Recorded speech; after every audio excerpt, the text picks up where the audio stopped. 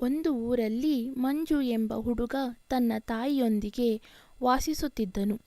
ಅವನ ತಾಯಿಗೆ ಒಂದು ಕಣ್ಣು ಇರಲಿಲ್ಲ. ಮಂಜು ಚಿಕ್ಕವನಿದ್ದಾಗ ತನ್ನ ತಾಯಿಗೆ ಬಹಳ ಪ್ರೀತಿ ಮಾಡುತ್ತಿದ್ದ.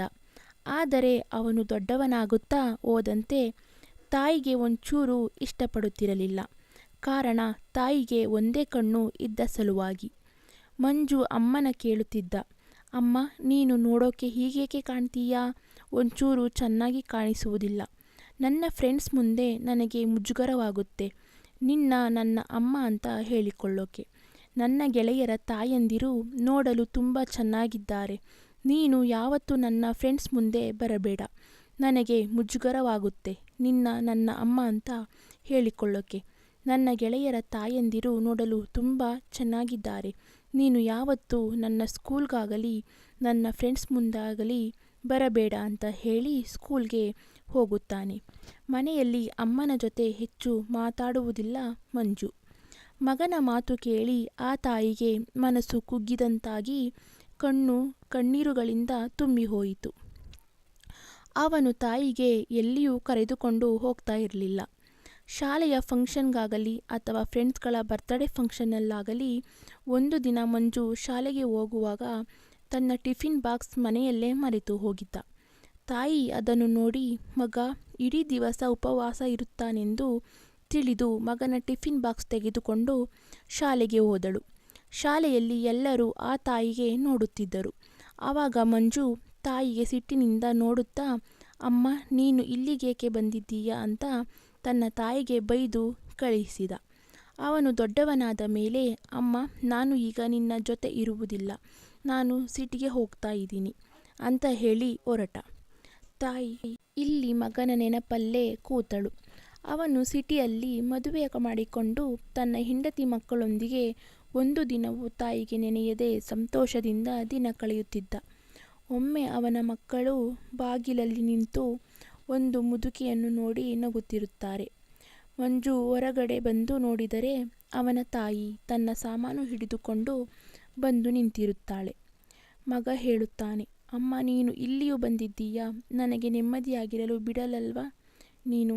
ತಾಯಿ, ಬಹುಶಃ ತಪ್ಪು ಮನೆಗೆ ಬಂದಿದ್ದೀನಿ ಮಗನೇ ಅಂತ ಹೇಳಿ ಅಲ್ಲಿಂದ ವಾಪಸ್ಸು ಊರಿಗೆ ಹೊರಡುತ್ತಾಳೆ.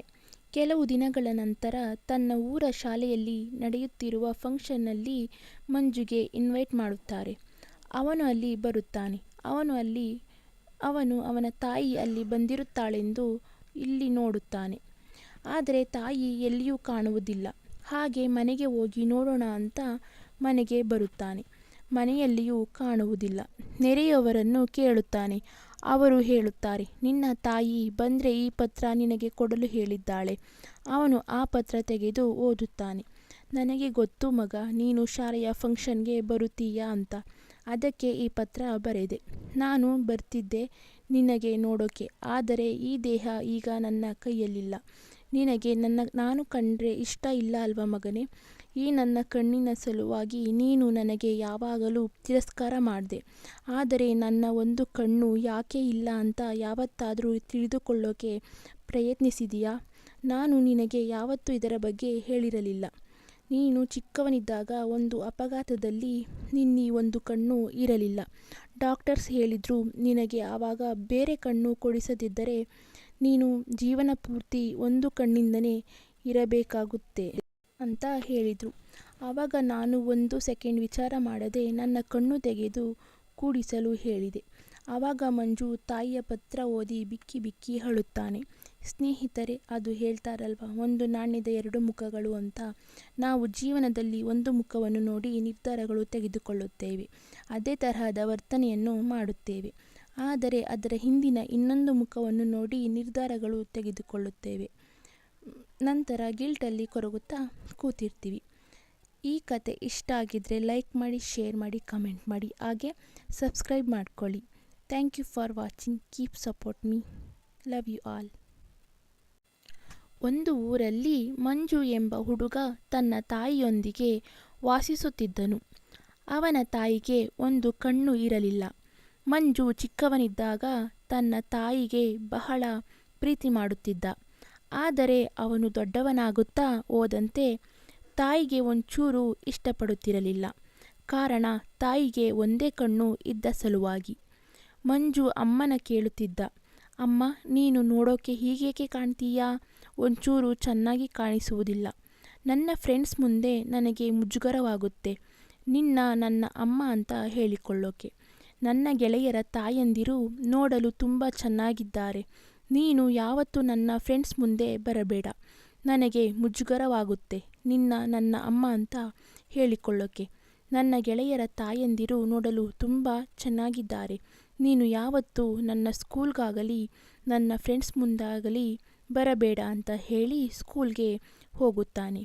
ಮನೆಯಲ್ಲಿ ಅಮ್ಮನ ಜೊತೆ ಹೆಚ್ಚು ಮಾತಾಡುವುದಿಲ್ಲ ಮಂಜು. ಮಗನ ಮಾತು ಕೇಳಿ ಆ ತಾಯಿಗೆ ಮನಸ್ಸು ಕುಗ್ಗಿದಂತಾಗಿ ಕಣ್ಣೀರುಗಳಿಂದ ತುಂಬಿ ಹೋಯಿತು. ಅವನು ತಾಯಿಗೆ ಎಲ್ಲಿಯೂ ಕರೆದುಕೊಂಡು ಹೋಗ್ತಾ ಇರಲಿಲ್ಲ. ಶಾಲೆಯ ಫಂಕ್ಷನ್ಗಾಗಲಿ ಅಥವಾ ಫ್ರೆಂಡ್ಸ್ಗಳ ಬರ್ತ್ಡೇ ಫಂಕ್ಷನ್ನಲ್ಲಾಗಲಿ ಒಂದು ದಿನ ಮಂಜು ಶಾಲೆಗೆ ಹೋಗುವಾಗ ತನ್ನ ಟಿಫಿನ್ ಬಾಕ್ಸ್ ಮನೆಯಲ್ಲೇ ಮರೆತು ಹೋಗಿದ್ದ.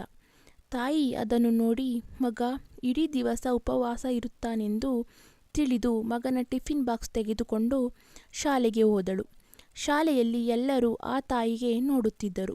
ಆವಾಗ ಮಂಜು ತಾಯಿಗೆ ಸಿಟ್ಟಿನಿಂದ ನೋಡುತ್ತಾ, ಅಮ್ಮ ನೀನು ಇಲ್ಲಿಗೇಕೆ ಬಂದಿದ್ದೀಯಾ ಅಂತ ತನ್ನ ತಾಯಿಗೆ ಬೈದು ಕಳಿಸಿದ. ಅವನು ದೊಡ್ಡವನಾದ ಮೇಲೆ, ಅಮ್ಮ ನಾನು ಈಗ ನಿನ್ನ ಜೊತೆ ಇರುವುದಿಲ್ಲ, ನಾನು ಸಿಟಿಗೆ ಹೋಗ್ತಾ ಇದ್ದೀನಿ ಅಂತ ಹೇಳಿ ಹೊರಟ. ತಾಯಿ ಇಲ್ಲಿ ಮಗನ ನೆನಪಲ್ಲೇ ಕೂತಳು.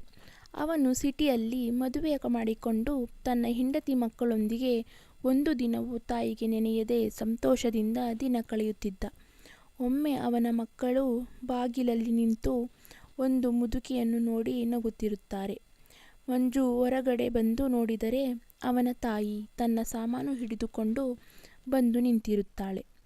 ಮಗ ಹೇಳುತ್ತಾನೆ, ಅಮ್ಮ ನೀನು ಇಲ್ಲಿಯೂ ಬಂದಿದ್ದೀಯಾ? ನನಗೆ ನೆಮ್ಮದಿಯಾಗಿರಲು ಬಿಡಲಲ್ವಾ ನೀನು? ತಾಯಿ ಬಹುಶಃ ತಪ್ಪು ಮನೆಗೆ ಬಂದಿದ್ದೀನಿ ಮಗನೇ ಅಂತ ಹೇಳಿ ಅಲ್ಲಿಂದ ವಾಪಸ್ಸು ಊರಿಗೆ ಹೊರಡುತ್ತಾಳೆ. ಕೆಲವು ದಿನಗಳ ನಂತರ ತನ್ನ ಊರ ಶಾಲೆಯಲ್ಲಿ ನಡೆಯುತ್ತಿರುವ ಫಂಕ್ಷನ್ನಲ್ಲಿ ಮಂಜುಗೆ ಇನ್ವೈಟ್ ಮಾಡುತ್ತಾರೆ. ಅವನು ಅಲ್ಲಿ ಬರುತ್ತಾನೆ. ಅವನು ಅವನ ತಾಯಿ ಅಲ್ಲಿ ಬಂದಿರುತ್ತಾಳೆಂದು ಇಲ್ಲಿ ನೋಡುತ್ತಾನೆ. ಆದರೆ ತಾಯಿ ಎಲ್ಲಿಯೂ ಕಾಣುವುದಿಲ್ಲ. ಹಾಗೆ ಮನೆಗೆ ಹೋಗಿ ನೋಡೋಣ ಅಂತ ಮನೆಗೆ ಬರುತ್ತಾನೆ. ಮನೆಯಲ್ಲಿಯೂ ಕಾಣುವುದಿಲ್ಲ. ನೆರೆಯವರನ್ನು ಕೇಳುತ್ತಾನೆ. ಅವರು ಹೇಳುತ್ತಾರೆ, ನಿನ್ನ ತಾಯಿ ಬಂದರೆ ಈ ಪತ್ರ ನಿನಗೆ ಕೊಡಲು ಹೇಳಿದ್ದಾಳೆ. ಅವನು ಆ ಪತ್ರ ತೆಗೆದು ಓದುತ್ತಾನೆ. ನನಗೆ ಗೊತ್ತು ಮಗ, ನೀನು ಶಾಲೆಯ ಫಂಕ್ಷನ್ಗೆ ಬರುತ್ತೀಯಾ ಅಂತ. ಅದಕ್ಕೆ ಈ ಪತ್ರ ಬರೆದೆ. ನಾನು ಬರ್ತಿದ್ದೆ ನಿನಗೆ ನೋಡೋಕೆ. ಆದರೆ ಈ ದೇಹ ಈಗ ನನ್ನ ಕೈಯಲ್ಲಿಲ್ಲ. ನಿನಗೆ ನಾನು ಕಂಡ್ರೆ ಇಷ್ಟ ಇಲ್ಲ ಅಲ್ವಾ ಮಗನೇ? ಈ ನನ್ನ ಕಣ್ಣಿನ ಸಲುವಾಗಿ ನೀನು ನನಗೆ ಯಾವಾಗಲೂ ತಿರಸ್ಕಾರ ಮಾಡಿದೆ. ಆದರೆ ನನ್ನ ಒಂದು ಕಣ್ಣು ಯಾಕೆ ಇಲ್ಲ ಅಂತ ಯಾವತ್ತಾದರೂ ತಿಳಿದುಕೊಳ್ಳೋಕೆ ಪ್ರಯತ್ನಿಸಿದೆಯಾ? ನಾನು ನಿನಗೆ ಯಾವತ್ತೂ ಇದರ ಬಗ್ಗೆ ಹೇಳಿರಲಿಲ್ಲ. ನೀನು ಚಿಕ್ಕವನಿದ್ದಾಗ ಒಂದು ಅಪಘಾತದಲ್ಲಿ ನಿನ್ನ ಒಂದು ಕಣ್ಣು ಇರಲಿಲ್ಲ. ಡಾಕ್ಟರ್ಸ್ ಹೇಳಿದ್ರು ನಿನಗೆ ಆವಾಗ ಬೇರೆ ಕಣ್ಣು ಕೊಡಿಸದಿದ್ದರೆ ನೀನು ಜೀವನ ಪೂರ್ತಿ ಒಂದು ಕಣ್ಣಿಂದನೇ ಇರಬೇಕಾಗುತ್ತೆ ಅಂತ ಹೇಳಿದರು. ಆವಾಗ ನಾನು ಒಂದು ಸೆಕೆಂಡ್ ವಿಚಾರ ಮಾಡದೆ ನನ್ನ ಕಣ್ಣು ತೆಗೆದು ಕೂಡಿಸಲು ಹೇಳಿದೆ. ಆವಾಗ ಮಂಜು ತಾಯಿಯ ಪತ್ರ ಓದಿ ಬಿಕ್ಕಿ ಬಿಕ್ಕಿ ಅಳುತ್ತಾನೆ. ಸ್ನೇಹಿತರೆ, ಅದು ಹೇಳ್ತಾರಲ್ವ, ಒಂದು ನಾಣ್ಯದ ಎರಡು ಮುಖಗಳು ಅಂತ. ನಾವು ಜೀವನದಲ್ಲಿ ಒಂದು ಮುಖವನ್ನು ನೋಡಿ ನಿರ್ಧಾರಗಳು ತೆಗೆದುಕೊಳ್ಳುತ್ತೇವೆ. ಅದೇ ತರಹದ ವರ್ತನೆಯನ್ನು ಮಾಡುತ್ತೇವೆ. ಆದರೆ ಅದರ ಹಿಂದಿನ ಇನ್ನೊಂದು ಮುಖವನ್ನು ನೋಡಿ ನಿರ್ಧಾರಗಳು ತೆಗೆದುಕೊಳ್ಳುತ್ತೇವೆ. ನಂತರ ಗಿಲ್ಟಲ್ಲಿ ಕೊರಗುತ್ತಾ ಕೂತಿರ್ತೀವಿ. ಈ ಕತೆ ಇಷ್ಟ ಆಗಿದ್ದರೆ ಲೈಕ್ ಮಾಡಿ, ಶೇರ್ ಮಾಡಿ, ಕಮೆಂಟ್ ಮಾಡಿ, ಹಾಗೆ ಸಬ್ಸ್ಕ್ರೈಬ್ ಮಾಡ್ಕೊಳ್ಳಿ. Thank you for watching. Keep support me. Love you all.